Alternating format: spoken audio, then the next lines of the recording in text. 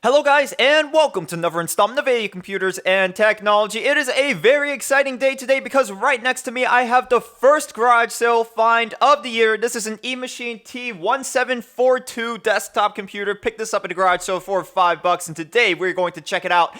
Haven't really had time lately to take a look at this, so I'm not even sure if it works. We're going to test that out in just a minute, but first let's take this thing apart and see what's inside. But before I go any further, let's take a quick look at the outside of the system. Overall, this thing is in pretty good cosmetic condition. There's a couple scratches here and there, and as you can see on the front, it is missing the drive tray cover, but that's really about it. Besides that, it's in pretty good condition. We have a CD drive right here, CD drive right here, floppy drive right here, nice clunky power button. That sounds really good and feels really good. Hopefully the mic is picking that up. And then under here, we have a little spec sheet. We will get a better idea of the system specifications when we actually open this thing up, take a look inside, and when we turn it on and boot up into the BIOS. I'll read this off real quick. If you're watching this in HD, you should be able to read it yourself, though. Inside, we have a 1.7 gigahertz single-core Intel Celeron processor. It did have a 40 gigabyte hard drive, but the owner made me remove it when I bought the system. And this also has 128 megabytes of DDR RAM installed. You see we have a Windows XP sticker right here. So yes, this was originally running Windows XP Intel Celeron sticker. I just said that. I saw this right here and I wasn't really sure what it was. I had to take a second look. It's just an AOL online sticker. Nothing really too special there. If we pop this open, you will see some I/O ports. Audio in jack, audio out jack, and two USB 2.0 ports. Now the top, bottom, and sides are all pretty plain on the top. There's nothing really here. You can see some ventilation on this side. This side is completely plain, and if we take a look at the bottom, you will see that the system does actually have all of its rubber feet still intact. To the rear, you can see the back of our power supply, our I/O ports right here. We have two PS2 ports, one for keyboard, one for mouse, serial port, VGA out. This is using Intel integrated graphics, parallel port for printing right here. A total of 4 USB 2.0 ports on the back, Ethernet port, and then all of our audio jacks right here. Below that, there's a 56K fax modem, and you can see some additional ventilation as well. Now I get to the moment that a majority of you have probably been waiting for. Let's open this thing up. By the way, I have already seen inside. It doesn't look too bad because once again I had to remove that Seagate 40 gigabyte 5400 RPM hard drive, so it doesn't look too bad inside. It does need to be cleaned up, definitely needs to be cleaned up. I do plan on selling this one. Probably I'm not going to make too much off it, but yeah, definitely need to clean it before it ships. It is a little bit dusty inside. So as you can see, there are two thumbtack screws that we need to remove to get inside the case, and I just started turning it the opposite way for some reason. That one just flew off the table. All right, everything's starting to go south right now. But let's take this side panel off. As you can see on the back of the side panel, there's nothing really there. You can see the holes for the ventilation, and that's really about it. Now let me bring the camera up so you guys can get a better look at everything. Now you guys have a bird's eye view of the inside the case. As I said, it's not too bad. There is a lot of dust inside the heatsink right here. That definitely needs to be cleaned out at some point. The bearings on the fan still feel good, but yeah, definitely need to take that off and wash it out. It's really nasty in there. The first thing that I noticed when I opened up this PC was the fact that there's not actually 128 megabytes of RAM in here. And this is a good thing because guess what? There's two sticks of 512 megabyte DDR RAM installed. So a total of 1 gigabyte of RAM in this system. That is pretty neat. And let me change the focus on this so you can get a better look at that stick of RAM.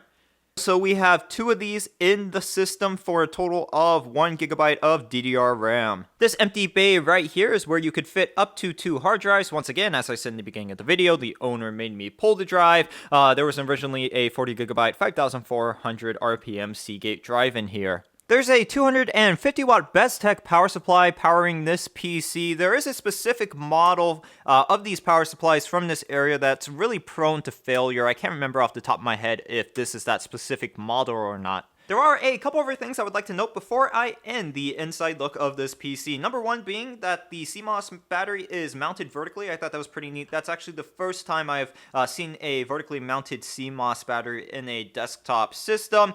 Number two is that all of our electrolytic capacitors are in good shape. None of them are bulging or anything. They're not leaking electrolytic fluid or anything like that. They all look great, so that's another plus there.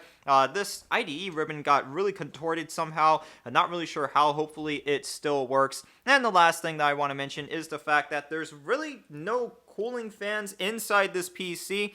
Basically, all of your airflow is going to be taken up and pushed out the back of the power supply. No fans in the back here pushing in air or taking air out. Alright, so as you can see, I went ahead and assembled a little setup right here, and if something goes pop, I am going to catch it on camera. So I still have not plugged the power supply in. About to do that right now, and let's cross our fingers and hope that this thing actually powers on without any incident. So I'm going to get the camera pointed right at the system. There we go. Powering on in 3, 2, 1.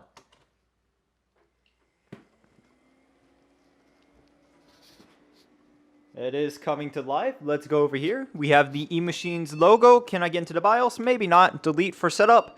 And there we go. We are in the BIOS, so the system is functional.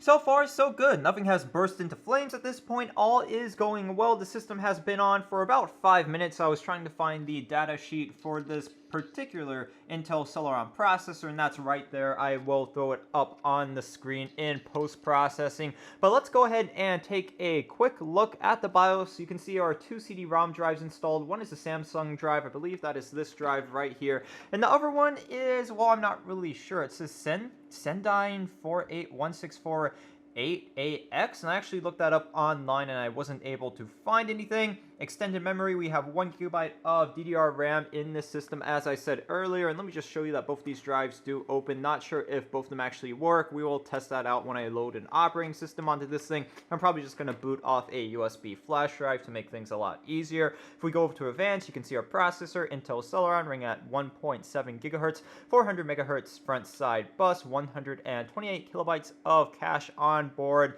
and that's really about it as far as information from the BIOS goes. Now let's see if we can't get this thing to boot up into an operating system. Inside the floppy drive, I have a floppy diskette with plop installed on it, so that's how we're going to be booting off the USB flash drive with Xubuntu 16.04 installed on it. And then in the USB port below that, I have my wireless mouse plugged in. No complaints about Linux, please. Every time I do a video and I boot a machine up with Linux, there's that one little kid who's like, oh, Linux sucks, I can't believe you use Linux. I mean, it's really convenient as far as getting these old PCs up and running, and I see it as a very valuable tool. I really like using Linux on these older computers, so that's the end of the story. No arguments in the comments, please. Yes, I could install Windows XP on this. I don't really have a problem with installing Windows XP on this, but just using a live flash drive with Xubuntu 16.04 is a lot easier.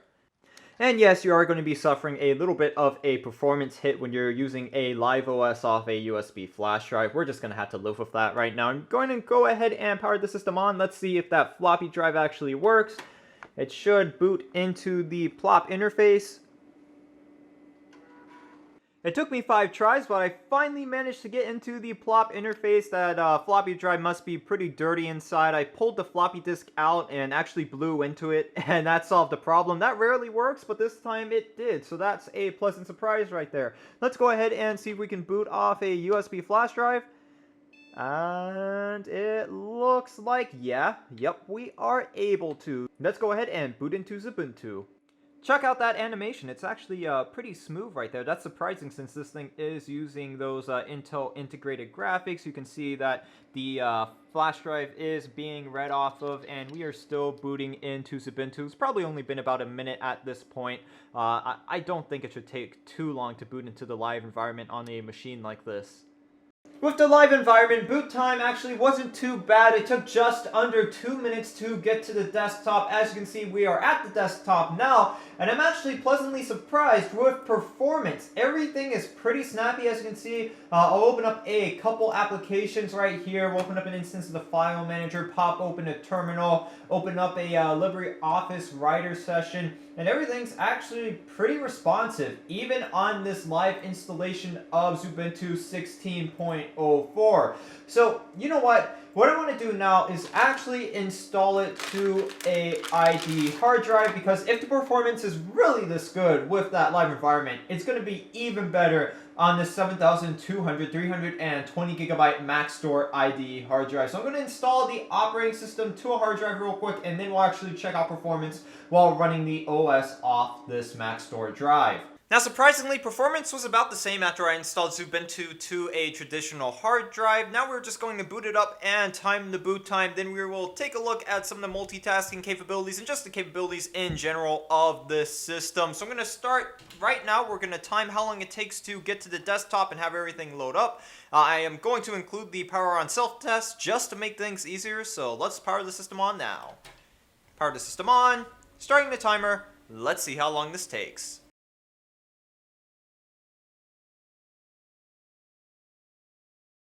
There we go, it appears everything has finished loading up and it took just under a minute and a half to completely boot up to the desktop. So not a bad boot time for a system of this age at all. Now I'm just going to play around with the system, pop open a couple applications and demonstrate to you guys what exactly this thing can do. Going to do pretty much the same thing I did with the live flash drive. So we'll pop open an instance of File Manager. That didn't take long to open at all. We'll open up an instance of LibreOffice Writer. And why don't we pop open an instance of LibreOffice Calc at the same time. So getting down and dirty with the multitasking right now. Keep in mind this only has a single core Celeron processor, and with that in mind, it is actually pretty snappy. So we have Calc open, we have Writer open. Let me just try to write something in Writer. Gonna go with that generic phrase that you all love.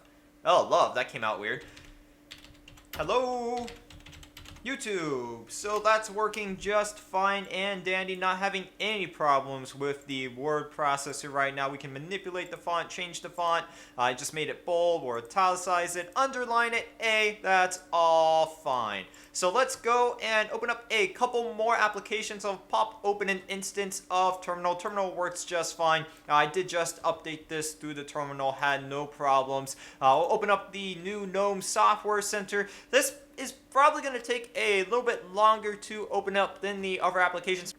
So once it has fetched all the images and downloaded everything that it actually needs to, it's pretty responsive. I'm not really having any problem with the Software Center. I did install two applications. I installed GIMP, which I will go ahead and pop open now. And I also installed my preferred lightweight web browser, which is Cupzilla. I talked about in the last video while taking a look at the Dell Latitude 2120. It's a pretty decent little lightweight web browser. I think if you have an older computer, you should go check it out because I actually like it. It's a pretty decent little web browser. And I'll pop it open right now, Cupzilla. And we're opening GIMP at the same time, so still kind of going through the multitasking right now. Got a lot of applications open. I should probably open up Task Manager so we can see what kind of system resources we are using right now.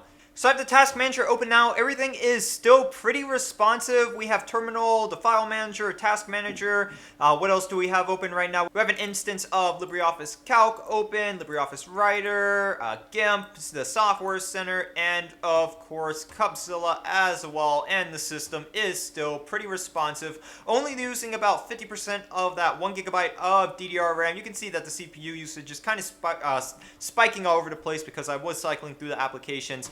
And you can see that right here when I was opening them all up. So I'm going to close out of these and we'll just take a look at how web browsing actually is on this PC and what that experience is like. So I'm going to close out all these applications and pop open that web browser. Now I'm just going to open up Cupzilla and we're going to visit a couple sites, do some web browsing, that kind of thing. I might visit YouTube. This system's not going to be able to play back YouTube videos at 720p or anything, but I think it should be fine playing videos back at 360p. Maybe not on Cupzilla because sometimes Cupzilla has some problems with that. I might have to pop open Firefox to do that, but we will try.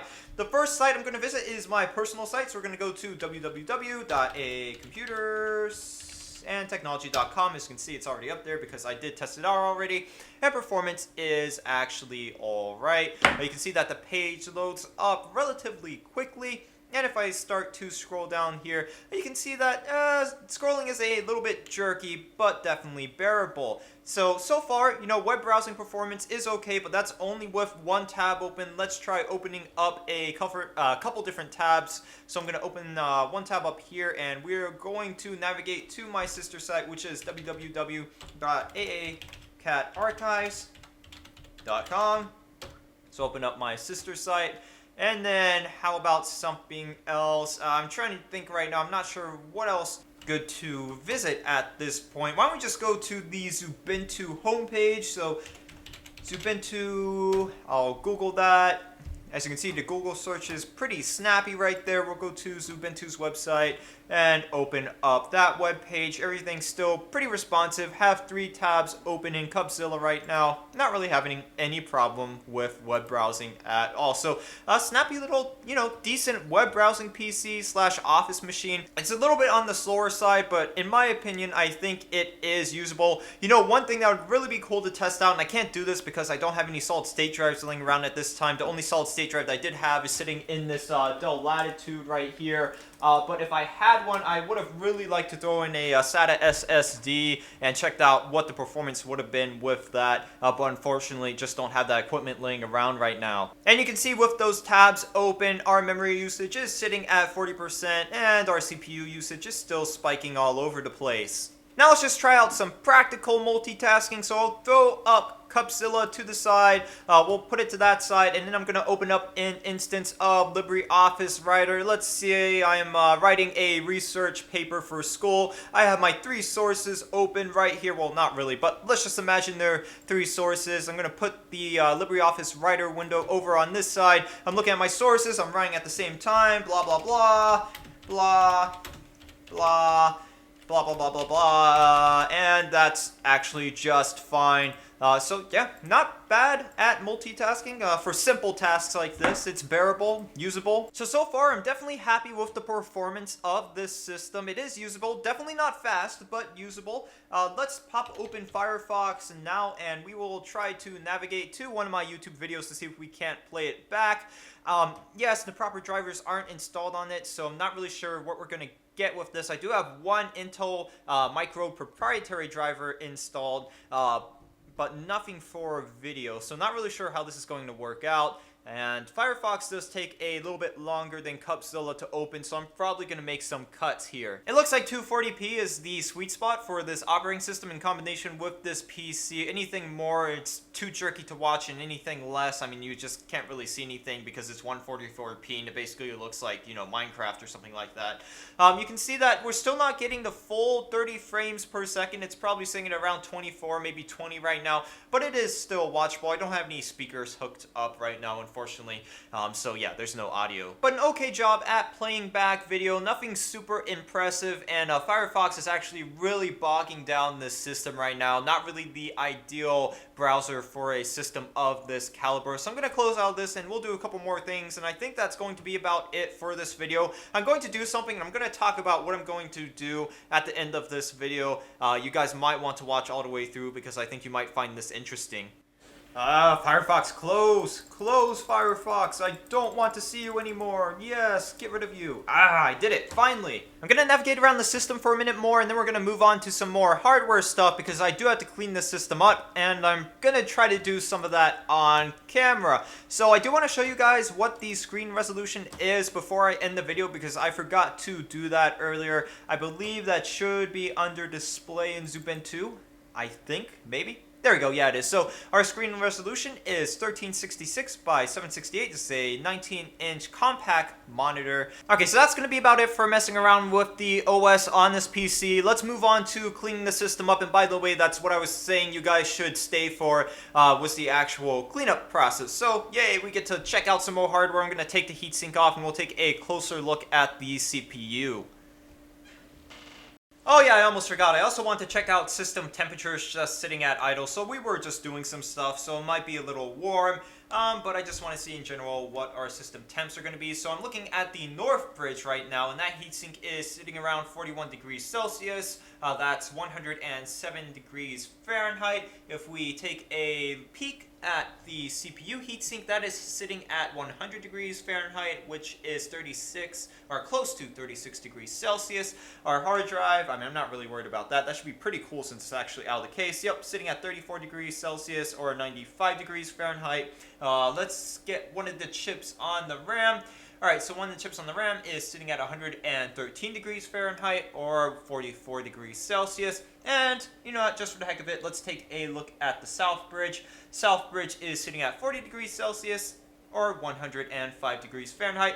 And, oh guys, there's one more thing I want to check out, and that's if both of these CD drives actually work. So let's do that real quick, and then we'll actually move on to the hardware stuff. Sorry guys, I lied to you. I found a CD that looks like it might have something on this. This one says like YouTube Top 100 Hits or something. I don't even remember making this. I don't even know if it's mine, to be honest, but hey, it might have some files on it, and that's good enough to see if these drives actually work. So let's close that, and are you going to pop up? Okay, yep, so it appears there is some music on this disc, and it's trying to play it back. Once again, no speakers installed on this PC, and I wouldn't actually play it back anyway because of copyright on YouTube. They would probably pull it down after playing this music for 3 seconds. Once again, I don't even know what music is on here or what this is, but yep, it is detecting the CD, and it is reading the files off that CD.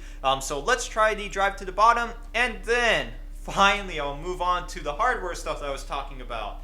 Ah, well now I can't get the drive to open. That's interesting. Alright.